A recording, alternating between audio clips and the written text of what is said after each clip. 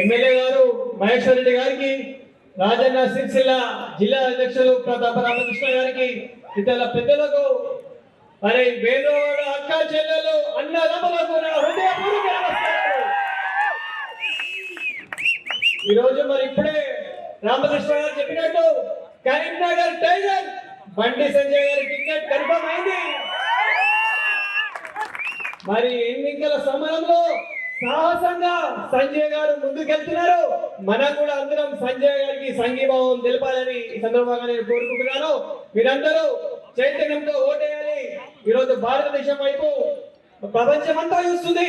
నరేంద్ర మోడీ గారి నాయకత్వంలో భారతదేశం విశ్వ గురు కాబోతుంది. మీరు ఆలోచన చేసి ఖచ్చితంగా భారతీయ జనతా పార్టీకి మీరు మద్దతు పలకాలి. 500 సంవత్సరాల భారతీయుల కళ రామ మందిర నిర్మాణం చేసి భారతీయులకు నరేంద్ర మోడీ గారు ఒక గిఫ్ట్ ఇచ్చిండు, బహుమతి ఇచ్చిండు. మరి మనం నరేంద్ర మోడీ గారికి కరీంనగర్ నుంచి ఒక వేములవాడ హోటల్లో నరేంద్ర మోడీ గారు ఒక బహుమతి ఇద్దామా మనము? Return gift. మరి రిటర్న్ గిఫ్ట్ ఏంటి? బండి సంజయ్ గారిని ఎంపీగా గెలిపించి ఢిల్లీకి పంపిస్తే అదే నరేంద్ర మోడీ గారికి మరి ఇచ్చే రిటర్న్ గిఫ్ట్ మీరు భావించాలి. ఖచ్చితంగా నేను బండి సంజయ్ గారిని ఈసారి ఎన్నుకోవాలని మీ అందరినీ కోరుకుంటున్నాను.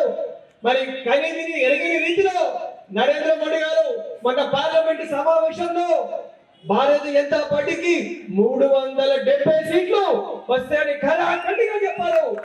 మరి 370 సీట్లు ఎందుకంటే జమ్మూ అండ్ కాశ్మీర్ లో 370 అధికారులను రద్దు చేసి భారతదేశ సమగ్రతని కాపాడిన నరేంద్ర మోడీ గారి గొప్పతనం మరి ఇదివరకు ఎవరు పార్లమెంట్ లో అలా ఖచ్చితంగా చెప్పలేదు.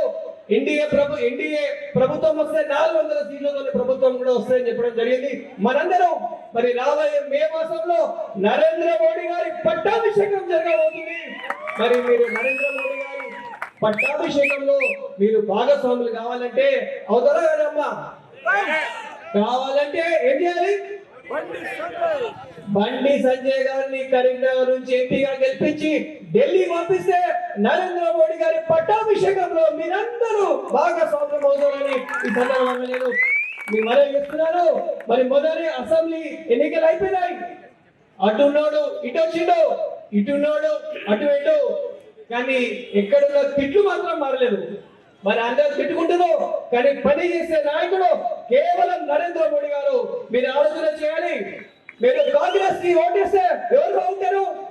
సోనియా గాంధీ కుటుంబం బాగుంటుంది, రాహుల్ గాంధీ బాగుంటుంది, ప్రియాంక గాంధీ బాగుంటుంది. బీఆర్ఎస్ ఓటేస్తే కేసీఆర్ కుటుంబం బాగుంటుంది. కానీ భారతీయ జనతా పార్టీకి ఓటేస్తే మీ పిల్లల భవిష్యత్తు బాగుంటుంది. మీరు ఆలోచించండి. మీ అందరూ కుటుంబాలు బాగుంటుంది ఆలోచించి అందరూ దయచేసి రాబోయే ఎలక్షన్ లో బండి సంజయ్ గారిని భారీ మెజారిటీతో కరీంనగర్ ఎంపీగా గెలిపించాలని కోరుకుంటూ అందరికీ నా హృదయపూర్వక ధన్యవాదాలు.